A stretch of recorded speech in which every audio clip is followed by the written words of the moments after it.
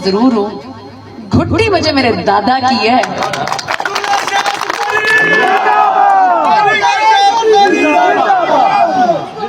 मिजाज भी मेरे दादा की तरह, जहाँ चलकर जाना पड़ता है वहाँ चलकर जाते हैं, जहाँ सर झुकाना होता है वहाँ सर झुकाते हैं। और हमारे दोस्तों को कोई मैली आंख से भी देखे तो हम उसकी गर्दन उड़ा देते हैं।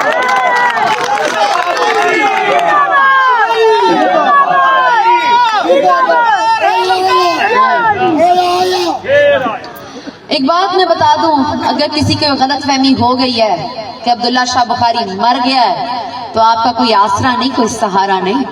उनको जाकर मेरा पैगाम दें, अब्दुल्ला शाह बुखारी की पोतियां भी हैं, उनके पोते भी हैं, वो यहाँ मौजूद है। कोई आए तो सही, उसका मुंह काला करके वापस ना भेजा तो हमारा नाम